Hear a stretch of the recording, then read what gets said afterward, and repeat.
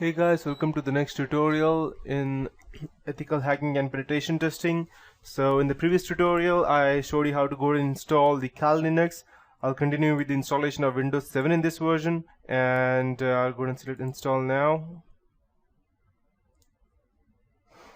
And by the time it gets installed, I'll also go ahead and show you some specific things as to what okay, so before I proceed, we have it over here. I would be installing the 32-bit file, and let's use Ultimate.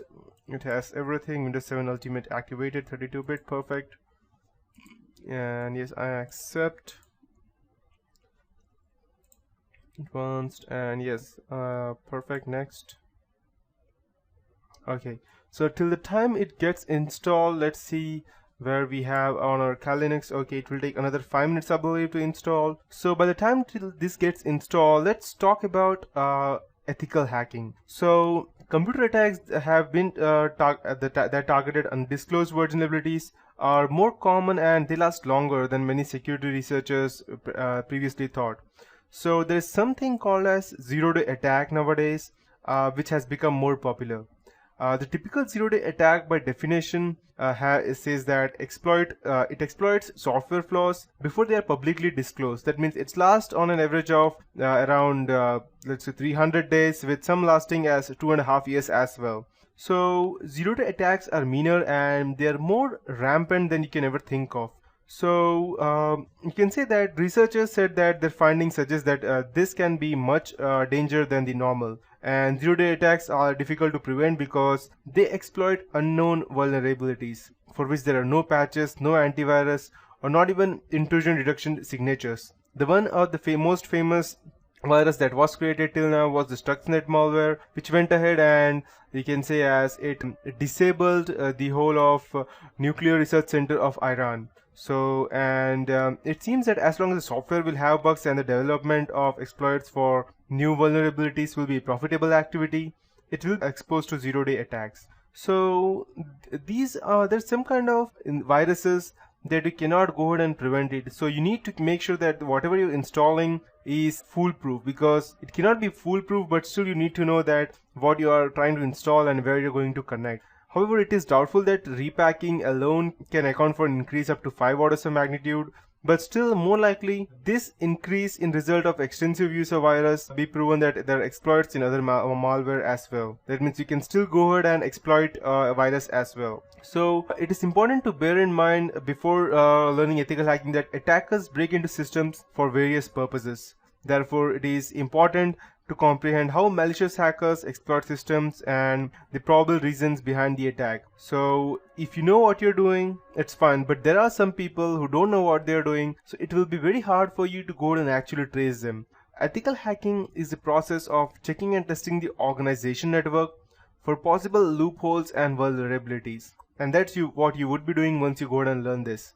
The individuals or experts who perform ethical hacking are called as white hats. They perform hacking in ethical ways without causing any damage to computer system, and thereby increasing the security parameter of an organization. There are different types of hackers, some called as white hats, black hats, and there are even grey hat hackers. White hats are the people who do it for good. Black hats, obviously you must have guessed it right, that yes, they are the bad guys. And there are some people called as grey hat hackers. They can be called as hacktivists as well, or something like that.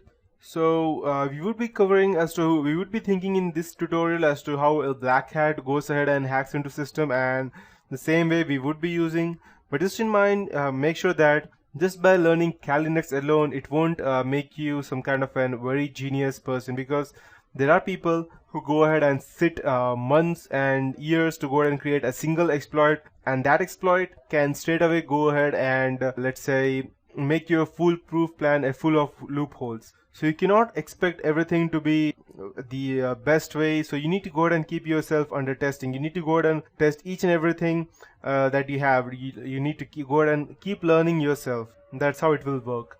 So there is one question though, that why do people go ahead and hack other people's stuff? So in these tutorials further on, I would be using the specific terminologies which would be very much necessary for you to understand. So the first thing would be the hack value, and the hack value is a notion among all hackers that something is worth doing which is interesting, And hackers might feel that breaking down the toughest network security might give them great satisfaction, and that is something they have accomplished. Not everyone could do. That can be one of the reasons why they hack. Or another thing is an exploit. Exploit is defined as a way to breach security on an IT system through vulnerability. Vulnerability is a weakness in design and implementation error that can lead to unexpected or undesirable event. Let's say you have not yet patched your Windows 7 version or the Windows 8 version, or so that means that there can be a loophole in your security and it can still be hacked.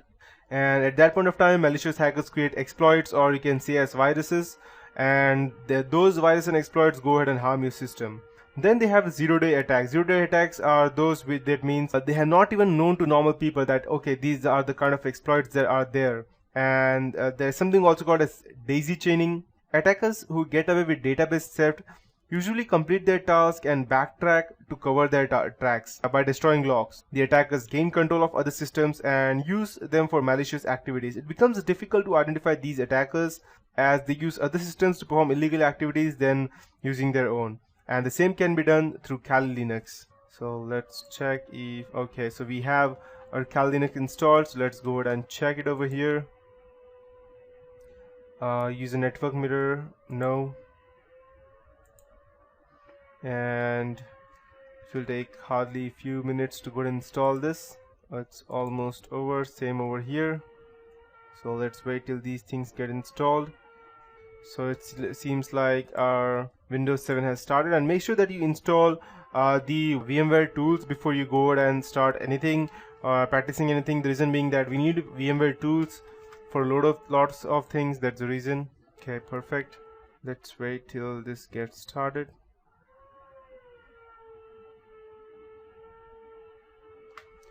Seems like Windows 7 has started. Where are we on Kali Linux?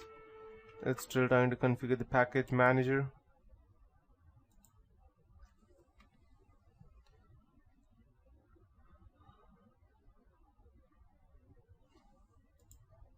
Yes, seems like our Kali Linux is back on track.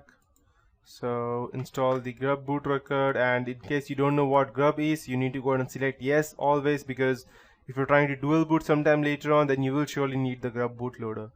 That's why. So, and the things that we would be learning in Kali Linux would be information gathering, sniffing, spoofing, eavesdropping, session hijacking, MITM, that's man in the middle attack or monkey in the middle attacks, SQL injection, ARP poisoning, and a lot of password based attacks. We'd also go ahead and use the malwares that we have inbuilt inside. I'll select continue. Then we will target the footprinting and DDoS attacks, that's distributed denial of service attacks and denial of service attacks. We will also be going ahead and backdooring everything so that in case due to some reason if we lose our connection, we will still be able to enter our own operating system or our target system. So I believe that's getting installed.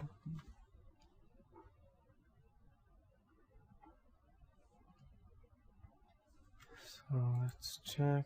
Perfect. Seems like our Windows version is starting.